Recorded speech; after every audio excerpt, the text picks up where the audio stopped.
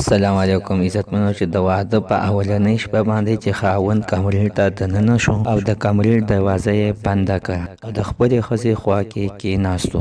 د ټولو نه مخکې د هغه خپلې ښځې ته اول سلام وکړو. پس د سلامه یې خپلې ښځې ته 50,000 د نکاح مهر ورکړو. دغه مېرمن ورته وویلې چې زه مهر نه اخلم. عزتمنو زموږ د ویډیو د سر تر اخره پورې وګوره چې تاسو ته پوره معلومات در ورسېږي. د دې معلومات نه مخکې زه تاسو ته دا یادګي نه وکړم، تاسو که چېرې زموږ په دې چینل کې نوي وئ حتما داسې زموږ همدا چینل د سره سبسکرایب کړئ، خوا کې ورسره د ټلۍ نشان ووهئ چې ښایي یوه نوي معلوماتي ویډیو تاسو ته په اسانۍ باندې در ورسېږي.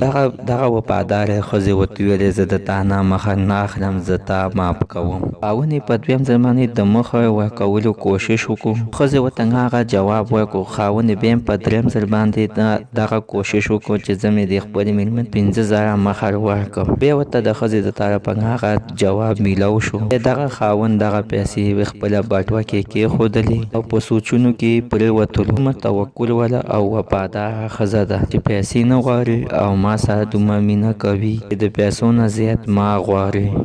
د هغې نه وروسته خاوند د مخ ښودلو دپاره یې وله 50,000 روپۍ نورې ورکړې. خو ښځې ترېنه وانهغېستله. بیا یې وله د مخ بیا یې ورته 10,000 روپۍ ورکولې خو وایي ترېنه نه غوښتلې. هغه شانتې بیا یې وله 15,000 ورکولې خو وایي ترېنه نه غوښتلې خو مخ یې ورته نه ښودلو. بیا یې ورته 6,000 روپۍ ورکولې خو مخ یې ورته نه ښودلو. اخره کې خاوند ډېر سخت تنګ شو او ورته ویلې چې په دې بټوه کې زما 1,00,000 روپۍ دي، دا ټولې واخله مخ راته وښایه.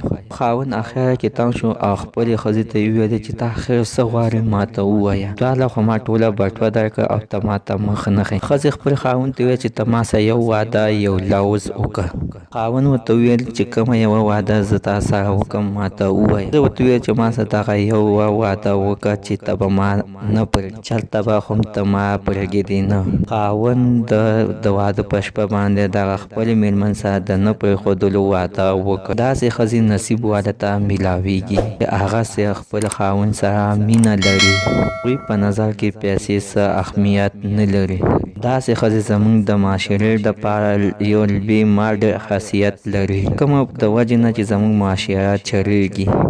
دوستانو امید لرم چې زموږ دا ویډیو به ستاسو خوښه شوې وي. ویډیو لایک کړئ، چینل خو هم سبسکرایب کړئ، خوا کې ورسره د ټلۍ نشان ووهئ چې دغه شانته نوي معلوماتي ویډیو تاسو ته په اسانۍ باندې در ورسېږي.